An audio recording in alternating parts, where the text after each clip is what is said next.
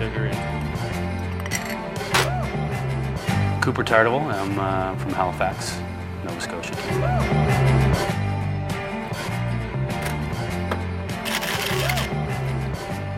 The turning point for bartending would be when I was in Australia for over a year. I traveled down there, and very quickly I realized that it was more than what I was used to. That it was a profession, it was a craft that was celebrated and that was respected.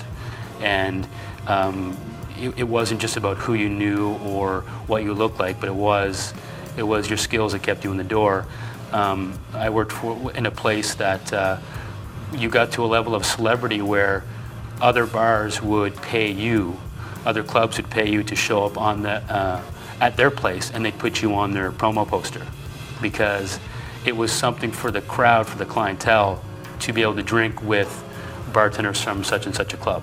I learned the basis of what started for me as cocktails of mixology, of understanding that different flavors and combinations can create a flavor profile that is the sum of all its parts and yet stands alone as its own cocktail. There's something to be said for loving what you do and going to work, and that is imparted on what you do when you enjoy what you do and you're passionate about what you do. Yeah. And bartending, like a lot of, or mixology, like a lot of art forms, is endless as far as the passion. There's no end game. There's no, well, I've made it to here, there's nothing else for me to do.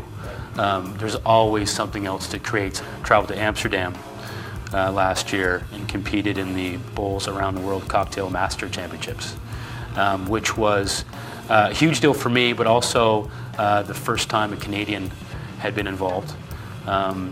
So it again, as a turning point, as Australia was a turning point for me, this was another one, a kind of reinvigoration of I'm doing what I love to do, because again, you're surrounded by people's whose lives are dedicated to this. And a lot of cocktails, you explain it verbally to somebody, they kind of get this face like, well, I can't see how that would taste good, but that's what we do, is we find various ingredients and various flavors, combine them together to achieve a sum flavor. I'll be making a drink and people are seeing all these different ingredients going into a mixing glass, and you can see their face and you can see the wheels turning, going, what is going on here? Then you present them the drink and you just say, don't worry, I'm a professional, you'll like it. And their face lights up. They take that first sip, they're really trepidatious, and they take that first sip, and their face lights up, and they think, wow, this is really great. And now all they knew about cocktails has now been destroyed. There's no more limits. The days of the Caesar and the sling being all they know in cocktail form has now just been expanded to, anything is possible. We've all had a glass of red wine that's off, and it's not what we ordered. But every day someone's presented a cocktail that isn't really what it should be, and the answer you get is, well, that's how we make it here. Well, that's not an answer. There's a recipe. This is how it's made. If you want to expand on that recipe, at least have the knowledge of the original one. A $10 cocktail is a $10 cocktail. You should get $10 worth. You shouldn't get something that's substandard. Whenever I have an idea, or if I'm looking for an idea, I always go to the chefs and ask, what about this? Do you think this will work? It doesn't just have to be about wine, with red with meat and white with fish. The rules in the food and beverage industry are kind of getting expanded a lot that way. We've done menus in the past where, especially the summertime, we did a tequila menu paired with various seafoods that also used that tequila in the mixture. We had a tequila mussel dish that was paired with 3 different tequilas. And as soon as you put a mint sprig in the bottom of a glass, everyone thinks, oh, you're making mojito. And we're not. We're just using mint. And the mint might not actually even be in the drink. We might just be imparting the mint flavor on the cocktail. But herbs are great because they always have this very subtle flavor to them. Subtle in the sense that they don't overpower the drink. They always just complement the drink, I find.